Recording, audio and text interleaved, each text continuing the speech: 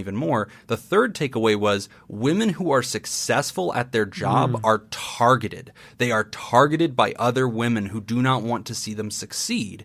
And that's a fascinating thing because the narrative we have is that oftentimes it's maybe men who are holding women down from succeeding. And I'm sure in some industries that's exactly the case. I'm not going to dismiss that. I'm sure that that's the old guard. But it's fascinating to sort of take a look at it and go, wow, women don't want to see women succeed. And like I get human jealousy, you know, all of us, you know, it stings a little bit to see somebody, you know, get a bonus or do something great, or, you know, if you're in a sales profession or something like that, I'm sure it hurts. But it's fascinating to see that you can actually study that and like the data will reveal that. That's a hell of a trend. That is interesting. Yeah, I'd like to hear what people think. Write in. Let us know. Write in with that. I'd love to know more anecdotal evidence out there, but Queen Bee is really a thing. Yeah, the women are holding down the women. So, yeah, there you go. So, ladies, rise up against your female oppressor. I'll help you. We're with you, man. I'm not hating on the ladies. I'm all for it. In fact, I have most of my career always had a female boss. I would say almost all of my career. This is the first job I've not had a female directly over me. But like all of my career, I've had a female boss. I love it. Like I have no problem with that. I've never like been uncomfortable with that. You know, it's always been good for me. So I've always worked really well with females. I like it. Yeah, I'm trying to think. I think I can probably say the same too. Yeah, now that I think about it. We did. You know, we worked together at 2 different stations, and we always had female supervisors. So I think female leadership's a really good thing, but.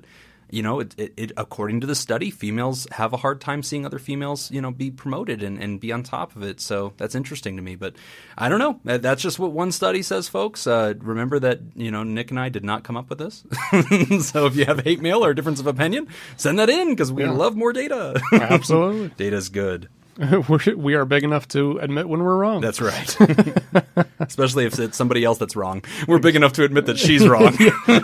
We're big enough to blame someone else. We're big enough to pass the buck. Yeah, exactly.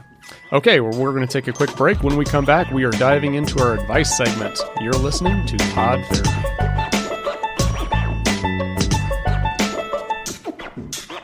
We're back, and you're listening to Pod Therapy. It's time to read our listener mail. All right.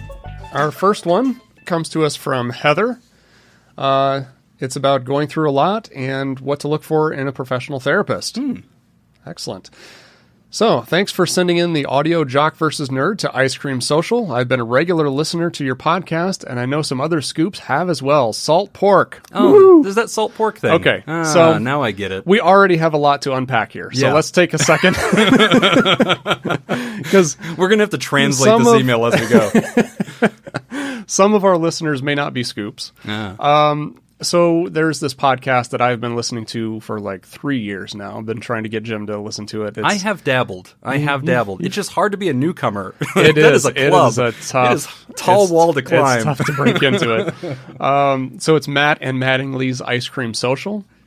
Paul Mattingly and Matt Donnelly, along with Jacob Smith. Great podcast. They're comedians here in Las Vegas, and it is an amazing podcast to listen to. Very funny. It's an experience. And a lot of inside jokes. But that's the salt pork thing. It is, yeah. So salt pork is kind of like the greeting. Okay, got it. That's the thing. So a while back, we submitted a audio contest thing that they do on their show, an audio version of it. It's and like they trivia. Played, so, it's like Battle of the Sexes, except it's like jock versus nerd. So one guy answers sports questions, the other guy answers nerdy questions, and we submitted like a mental health version of that. Yeah. So one of the things that they do in this podcast that's awesome.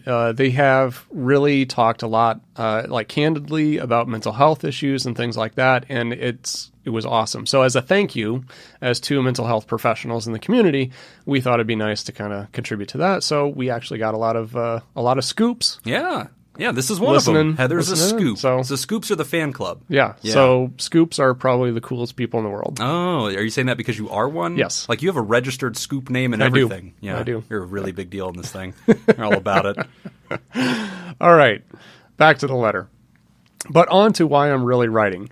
I've been through a lot of life over the past 2 years, and I'd really like to find someone to help sort it all out. After the first event, my mom dying, I had wanted to seek help, but more life kept happening. Also, I have no idea what kind of professional to look for, so while my schedule wouldn't allow me time for help, I was more scared to pick the wrong person to talk to. My fear has prevented me from taking action. If it matters, the first event was my mom dying after a 2-year battle with cancer. I had to step in her last days and take care of my dad, who was giving her all the wrong medication, as I learned from the hospice nurse. Shortly after that, we moved my dad into a retirement community where I work and sold his house. He was unable to clean out and pack up all his things, so we had to hire a company to haul all his stuff away while he insisted on watching. It was devastating for him and for me. Then I found paperwork in his things which confirmed I was adopted and started the process of finding my biological parents. I kept this from my dad because my parents had never told me that I can remember. I found and met my biological mother and later my biological father and some half-siblings. My dad's sister passed away after a long struggle with Alzheimer's, and it broke my dad. He began suffering from auditory and visual delusions, where he believed he had a relationship with an old girlfriend. He bought her over $500 of clothes and would prepare food and wine for her that was left uneaten all over his apartment. That was a year ago. One night, after not leaving the local diner for 6 hours, he went missing, and we had the police involved in a search for him with the Silver Alert. Since then, he has had 6 stays in the psych hospital, plus 1 for 6 electroconvulsive therapy sessions. That was a really hard decision for us. It helped for a while, but now his dementia has progressed where he's unable to consent to more. We've moved him twice more in this time to different care settings. So far, so good at this point. 3 months and no major incidents. And now we're cleaning out his apartment. Just a few things to go. I also learned a year ago that I work with my biological aunt, and I believed she was responsible directly or indirectly for 2 of my dad's episodes, from sharing information about him against my requests for her not to talk to him about it. 3 weeks ago, we learned that my dog has cancer and will be putting her down in another week or so. I often ask myself if I'm being too sensitive, or if this is regular life stuff, but as I type this all out, it reads like a soap opera. I've been holding it together enough to maintain my home at a minimum and to keep my 4-year-old son laughing. My husband has been tremendous, but it's not enough. I need help, and I'm not sure where to turn. I just want to talk it out. What should I look for in a professional? Thanks, Heather. God, that is a soap opera. That is a soap opera. So, Heather, whenever you sent this in, I immediately wrote back because, whenever we have something that seems like, hey, this is pretty prescient, I want to make sure we're getting a response to you before the next episode. I try to write back, or Nick does, and so we did send her kind of an email back giving her some kind of pointed advice, but we're going to go over it here as well. And, she has a good sense of humor, though. I can see that in the writing, and, that'll save you, whenever you're going through so much, to sort of be able to take a step back and say, wow, like this is a soap opera, or this is like a country song. Like it's thing after thing after thing. And gosh, I mean, what a journey she's been on. I mean, to recap it, her mother passes away from cancer. Her father's going through Alzheimer's in his late stage. He's having delusions, audio-visual hallucinations where he believes he's dating somebody that he's not. She has to take responsibility for his care. She has to put him up somewhere else. And then in the process, she discovers that she's adopted. Yeah. And wow. That's a lot. Holy cow, man. Like the rug comes pulling out from underneath you. Now you're trying to take care of your father. Now you're discovering a whole new family that you have. You discover you work with your biological aunt. Like, what are the odds? And that she may have even been contributing to sabotaging your father's health and, making it even worse. And then on top of that, now, your dog has cancer. I mean, you're just trying to hold it together. But I'm really glad at the top of this thing, Nick, that she says, okay, I know I need therapy. I know I need to partner with somebody, so let's have that conversation. Absolutely. And this is, I'm very grateful that you wrote in. And I mean, this is really tough. One thing I have to say, Heather, is you have an unbreakable spirit. Yes. Wow. Yeah. I mean, this is a lot of stuff all happening all at once. And that's the way it feels a lot of times. I mean, when life happens, it's never one thing. When it rains, it pours. Exactly. Yeah. And it's so frustrating, and it's very easy to give up. And the fact that you haven't, I think, really says a lot about who you are as a Yeah. person.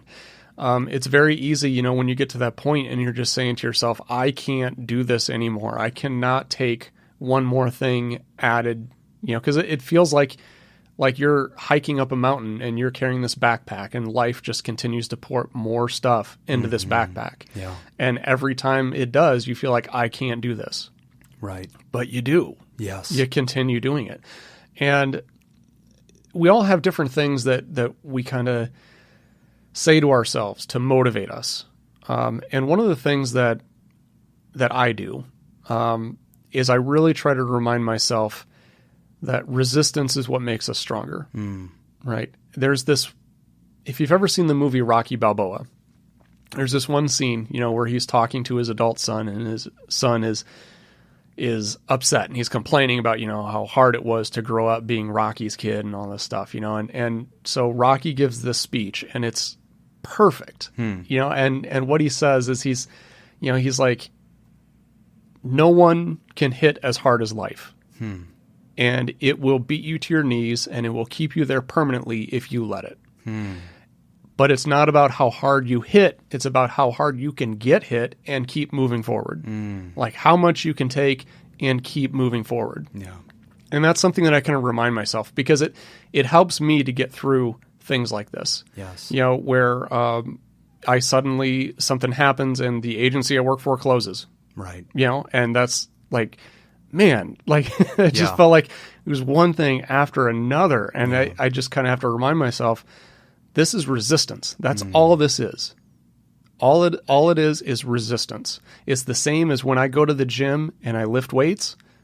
What am I doing? It's through resistance that we get stronger.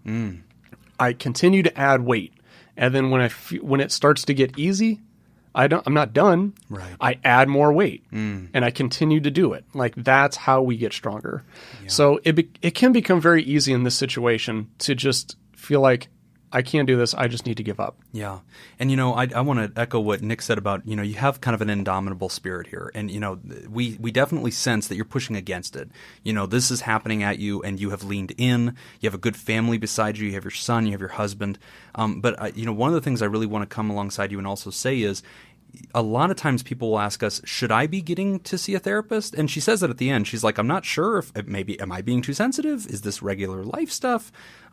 Is this what you should go see a therapist for? And I want to tell you a couple of things to that. First, therapy is for everybody, and therapy is something you're allowed to opt into. You do not have to have a diagnosed disorder. You don't have to have something, that you need medication for. It can be life stuff, because that's what we're here to do, is we're here to put a hand behind your back to help you resist what's going on in your life, to help you stay stable, especially when you have a 4-year-old boy and you're trying to put on a happy face and you're trying to love your boy and not allow your troubles to spill into his little childhood. You have a husband who's with you, but you also want to contribute to your marriage. You don't just want to draw from it. You want to be a source of joy and happiness for him too. And you need a place to sort of uncover these things, to put them on the table, lay them bare, and let the heat come off of this trauma and, to have those hot tears somewhere. And that's what we're for. We're a safe place to do that. And we can also keep things in perspective and try to come alongside you to sort of engineer and adjust. Okay, so this is the experience you're having. I want to warn you not to go this way with it. I want to encourage you to go this way with it, and to keep that in healthy balance. And so the answer to your question of should I seek therapy, I believe yes. And I believe this is an unusual amount of pain. I mean, I'm not going to lie. I've seen people go through harder things. I've seen people go through less. But this is serious. You've reached a point where it's causing a clinically significant amount of distress. You should absolutely pursue a therapist. So, Nick, let's pivot and talk a little bit about, okay, there's a lot of people out there thinking, you know what, I've wanted to try therapy for myself, but it's a thing that if you're not initiated, you have no clue how to begin that. It's like trying to, hire an electrician. Like, you're like, where do I go? Like, is there a board? Like, is there a website for this? How do you find one? And what's the right thing to pay? And like, you don't know what to do. So, we can be your guides in that. I think we can absolutely provide that kind of feedback about how to find a good therapist. Yeah. One place that you can check out Psychology Today.